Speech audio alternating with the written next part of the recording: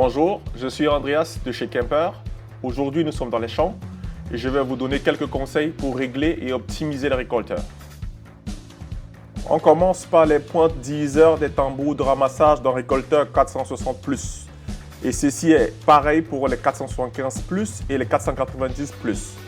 Ici, nous avons le problème des peignes qui ne sont pas réglées correctement, comme dans ce cas où on a beaucoup d'espace entre le tambour de ramassage et cette pointe de diviseur.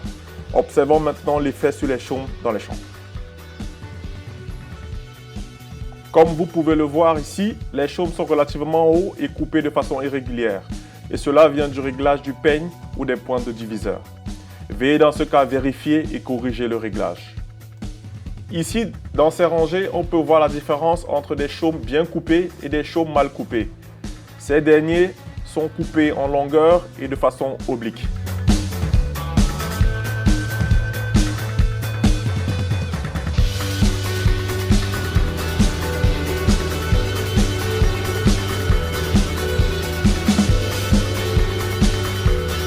Quand ce problème survient, comme nous l'avons maintenant, c'est souvent dû à une mauvaise sélection de vitesse. La longueur de coupe de l'ensileuse est trop élevée par rapport à la vitesse du récolteur, ce qui entraîne une rupture du flux de récolte et le maïs reste couché à gauche et à droite sur le récolteur. L'important est que la longueur de coupe de l'ensileuse et la vitesse du récolteur soient bien synchronisées pour éviter cette situation.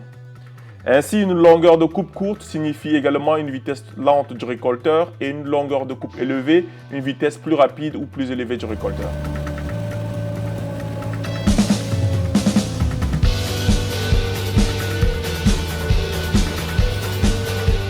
Ici, nous avons donc le problème suivant. La longueur de coupe était trop courte et la vitesse du récolteur trop élevée. De ce fait, la matière arrive par intervalles sous forme de bouquet au niveau des rouleaux de précompression et entraîne la rupture du flux. Dans ce cas, le problème est le manque de synchronisation entre la vitesse du récolteur et la longueur de coupe.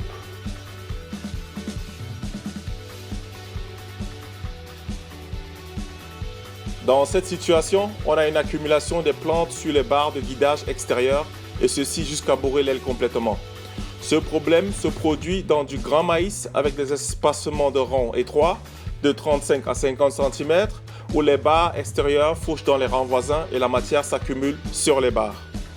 Pour éviter ce problème, il existe un tube de guidage comme kit d'amélioration que nous glissons simplement sur les barres extérieures ici. Ensuite, on ajuste la hauteur du tube en faisant attention à ce que le tube soit à peu près au milieu entre ce support et la barre de guidage.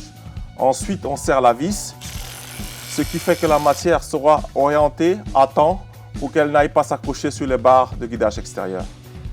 Quand nous avons ce type de situation sur la barre centrale de guidage, ça vient du fait que dans du maïs qui se casse, les tiges se couchent sur la barre centrale et s'accumulent au point où à un moment, elles commencent à gêner le flux de récolte.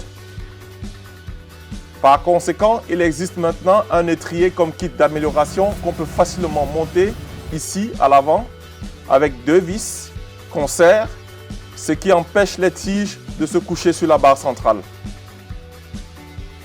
En cas de problème de rupture du flux de récolte pendant le convoyage transversal, nous avons ces tôles comme kit d'amélioration du convoyage. Ce sont des tôles qui se montent facilement avec des vis sur chaque tambour de ramassage côté gauche et côté droit des récolteurs 300+. Si vous avez le problème que tout un côté du récolteur s'arrête dans le champ, on ne tourne plus lorsque vous démarrez le récolteur, il est possible que le problème ne soit pas au niveau des embrayages à refroidissement hydraulique ou dans la transmission, mais au niveau des porte-scies, à cause d'un épi ou d'une pierre qui s'est coincée en dessous et bloque un porte-scie. Et si un porte-scie bloque, c'est tout le côté qui s'arrête et on peut croire que c'est l'embrayage à refroidissement hydraulique qui est défectueux. C'est pour ça qu'il faut toujours les contrôler en faisant tourner brièvement tous les porte-scies du récolteur pour vérifier qu'ils sont libres avant de chercher la panne au niveau des embrayages ou dans la transmission.